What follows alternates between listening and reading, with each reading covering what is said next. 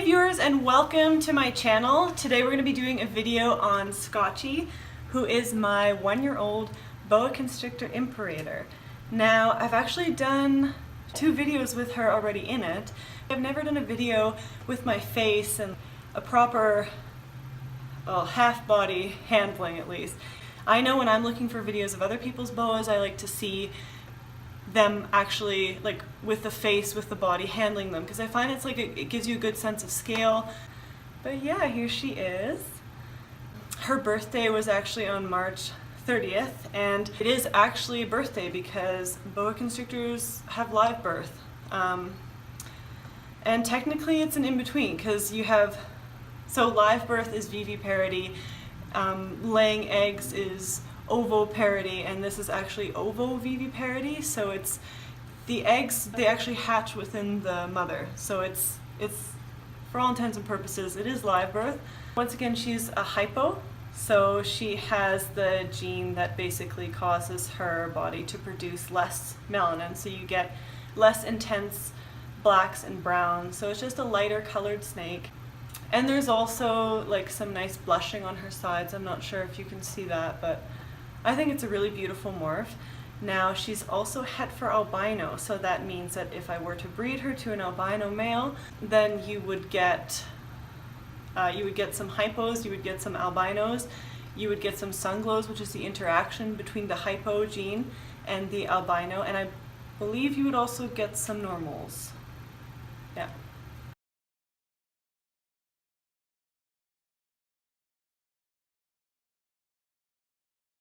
So I've had her for about 7 months now, and as I said, she just turned 1. So when I got her, she was 5 months.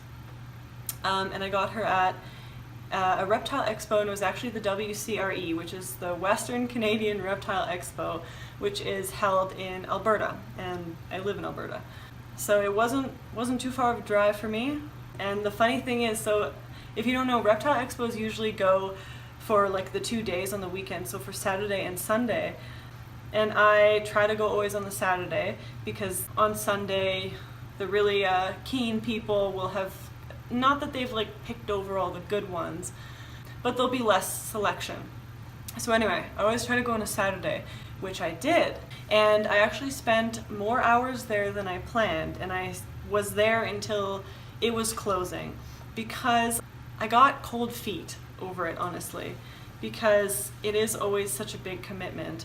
The thing is, these animals live for multiple decades. This animal could potentially live to be 40 years old, so that's a big commitment. So I ended up spending several hours there, and I actually drove all the way back to where I live, slept on the thought, and the next day I contacted the breeder and was like, don't pack up, I'm coming to get that snake. And here she is. She is a year old now, and she's actually right on the marker of 2 feet. And when I got her, she was just an inch less, basically. So in 7 months, she's grown 1 inch.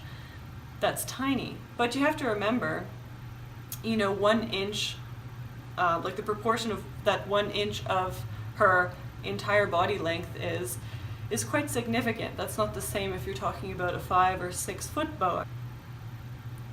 She seems like very comfortable with all this handling stuff, because I do it quite often. Obviously with boa constrictors, they do get large, and the last thing you want is to have an 8-foot, very heavy-bodied snake that is extremely defensive. So it's very important that from a young age you're socializing them often and getting them used to all kinds of touches. She still will recoil if I touch her a certain way that she doesn't like, but it's okay. Now, don't expect that you will that it's like a completely risk-free, because it's never risk-free. I'm a firm believer that the occasional bite, the occasional nip, I should say, is just part of animal care. I think bites and scratches, especially from cats, that's a normal occurrence. I think you're at much greater risk if you have a cat for getting bitten than with a snake. Also, risk of infection, because cats are also mammals, so there's many more transmittable diseases than with reptiles. With reptiles, the only thing you really have to worry about is salmonella. And really, just use common sense. Wash your hands after handling reptiles. So yeah, there she is. Thank you guys so much for watching, and as always, if you have any comments or questions, concerns, whatever it is, let me know in the comments. I love to read them. And yeah, take care. Thanks for watching.